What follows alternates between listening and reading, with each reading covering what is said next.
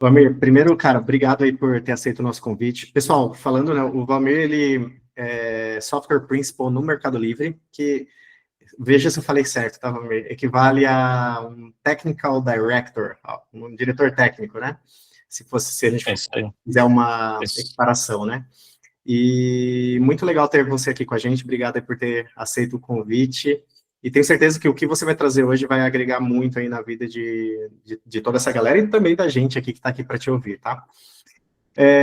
Bom, pessoal, qual que é a ideia, tá? A gente vai bater um papo aqui sobre, né, falar sobre Staff Engineer, algo que a gente já tem conversado bastante. O Denis, principalmente, tem nas redes, né, ele posta muito conteúdo sobre isso.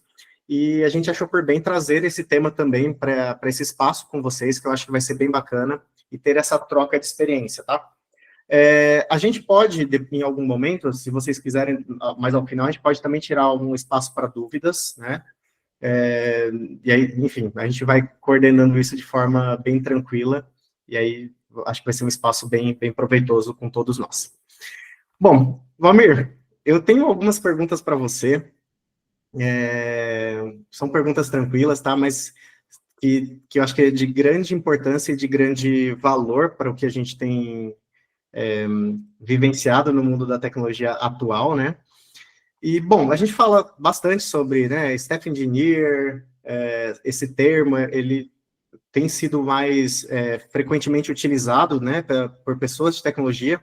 Eu acho que eu queria começar com essa pergunta, né, assim, para você, como você explicaria, né, para alguém que nunca ouviu falar, né, esse termo, o que é um Staff Engineer?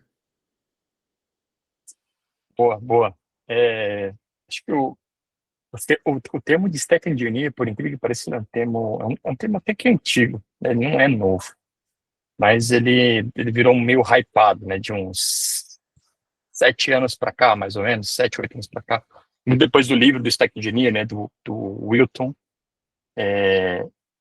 Mas, de forma geral, assim, bom, vou voltar um pouquinho, tá? Até para voltar para sua pergunta, que acho que faz muito sentido, tá?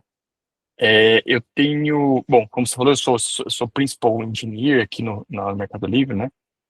Eu tenho 26 anos de profissão, tá? Provavelmente eu devo ter mais anos do que algumas pessoas aqui talvez tenham de vida, talvez.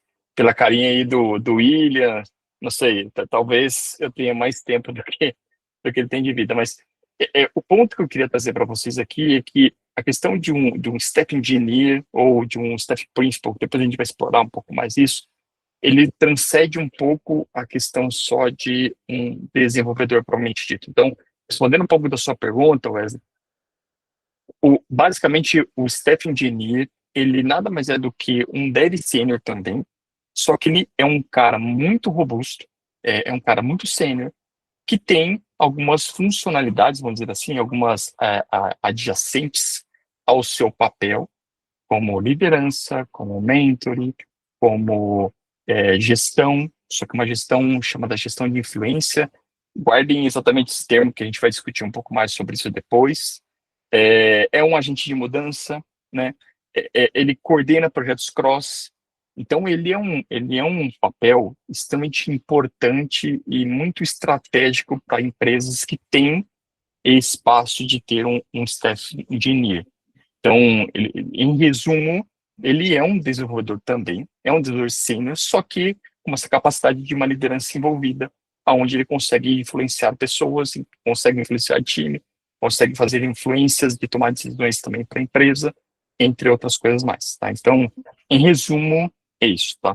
Pode ser que as pessoas pensem também do tipo, então, talvez vocês já escutaram sobre individual contributor, mas ele também é um individual contributor, só que, na verdade, o staff engineer é uma das capacidades, ou vamos dizer assim, né? É um das partes de um individual contributor, porque ele também faz parte dessa questão de um individual, ele faz parte de ser de uma capacidade individual, né, de uma entrega individual, tanto na parte de competência técnica, quanto também no entendimento entre o que é um produto, como deveria constituir um produto e como ele converte isso, essa parte tecnês também em negócio e como ele converte o negócio em tecnês, tá? Então, de forma resumida, é isso. Maravilha, maravilha. Claríssimo. Até você me fez pensar um pouco, né? Porque eu já vi algumas pessoas confundirem, entendendo que um staff engineer é, às vezes, um sênior da equipe, né? E Uhum. ele é um sênior, como você mesmo disse, mas ele tem, além de toda essa parte técnica, ele tem toda essa outra, né, essa outra questão do ponto que tem mais relação com a liderança, né, com a influência e como ele consegue abrir caminhos em decisões técnicas, né? Perfeito. Se eu pudesse, né, imaginando aqui, né, com você, um staff engineer, você diria que ele tem mais influência na parte mais de gestão, de decisão, ou mais no técnico mesmo? Ou ele é um mix dos dois? Ele tem que ser um mix dos dois, tá? Posso dizer que é um mix, mas não é 50% para cada. Ele Uhum. tende a ser, um staff engineer, ele é muito mais um tech lead, né, uma parte mais técnica, do que um cara de gestão, porque normalmente um staff engineer não tem pessoas abaixo, né, ele não tem pessoas de cargo, né, ele não tem uma questão hierárquica, né, ele não gestiona pessoas efetivamente. Ele faz uma coisa que eu falo que é uma das partes mais difíceis quando a gente traz isso para uma questão de uma liderança, que é: eu preciso convencer o William que ele precisa fazer uma codificação e eu não posso falar para ele que ele tem que fazer daquele jeito e ele tem que fazer do jeito que eu estou falando sem que eu faça efetivamente que ele tem que fazer daquele jeito. Ficou estranho tudo isso, mas na verdade eu tenho que influenciar o William para que ele faça exatamente aquilo da melhor forma possível, seguindo guias, sem que ele é um meu liderado, sem que Uhum. eu sou o liderado dele, né? Sem que ele está debaixo de mim.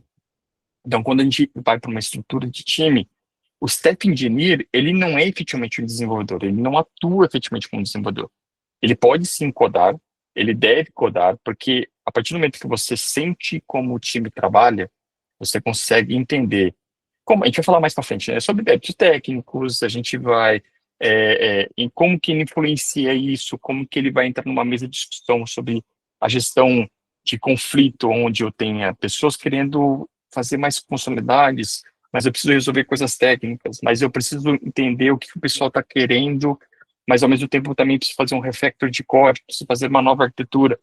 Isso quem faz essa gestão dos passos é o Step Engineer. É ele que se coloca ali no meio para que ele defenda o time, ou ele vá contra o time, dependendo do que for, e ao mesmo tempo ele ajuda no direcionamento mais de produto, mas também questiona sobre: será que estamos indo no caminho certo? É para isso que a gente deveria ir? É esse o direcionamento que a gente deveria ir?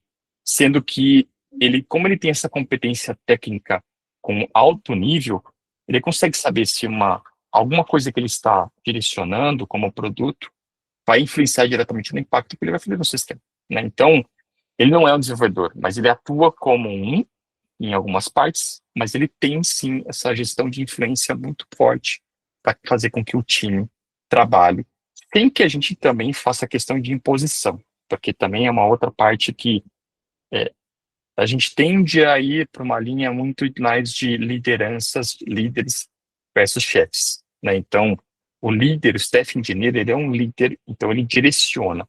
Ele não fala: faz assim que eu estou mandando você fazer isso, né? Então, tem diferenças com relação a isso, mas em resumo, eu vejo que ele está no mix, mas ele tem muito mais técnica do que produto, de fato.